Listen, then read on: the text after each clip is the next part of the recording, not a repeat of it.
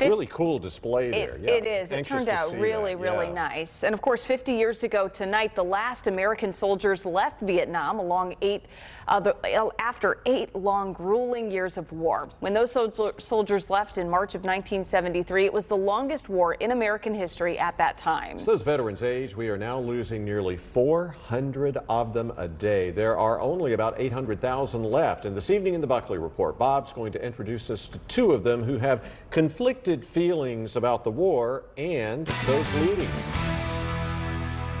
The first American soldiers arrived in Vietnam in March of 1965. And by the time the last ones left 50 years ago, on March 29, 1973, it had become the longest conflict in American history. No. Fred Probst was one of the nearly 3 million military personnel who went to Southeast Asia over that time. How'd you end up there? That's a funny story.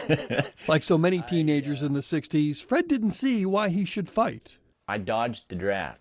But the draft kept coming for him, so Fred and 3 of his high school buddies in Arizona decided to do a preemptive strike and all volunteered at the height of the war in 1967. I'm the only one out of the 3 that went to Vietnam to come out alive.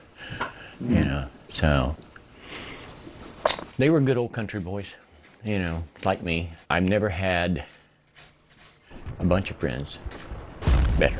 Did it bother you that you were the one who came home? Somewhat, yes, but I'm glad I did.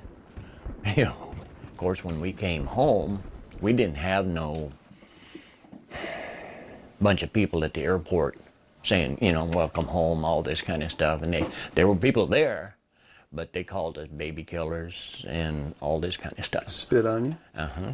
People really deserve to understand how we got there. Porter Halliburton missed the abuse at the airport because he was suffering even worse treatment at the hands of the North Vietnamese during his more than 7 years at the infamous Hanoi Hilton prison after he was shot down in 1965. But in 1965, you felt you were there for the right reasons?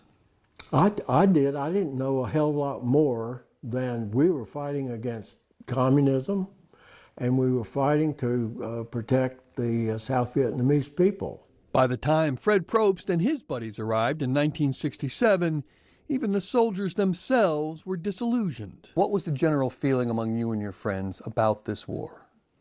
Well, we found out real quick that it was a political war. Other than that, everybody just, man, hey, let's get the heck out of here. We got to go home. There was no reason for us to be there. But looking at what you're wearing today, it looks like you're still proud of your service. I am very proud of my service.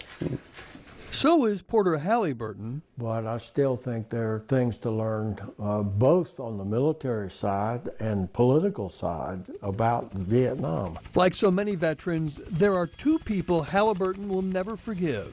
Actress Jane Fonda, who met with the enemy in a way that many Americans thought was treasonous, and Defense Secretary Robert McNamara. And I've forgiven everybody else, but not Jane Fonda and not Robert McNamara. And I'll tell you the reason. In McNamara's book, he said in November of 1965, he knew that the strategy and tactics that we were using there was not going to win. Now, did he change anything? No. He kept on with the same tactics and strategy. And during that time, from 1965 until 1968, when he wasn't around anymore, maybe 30,000 Americans died. I mean, that's hard to forgive. Even with the perspective of a half-century behind him. Bob Buckley, Fox 8 News. Porter Halliburton was a Navy pilot from Davidson, North Carolina, and was in the Hanoi Hilton from October of 1965 until January of 1973. Fred Probst now lives with his daughter outside of Mocksville. The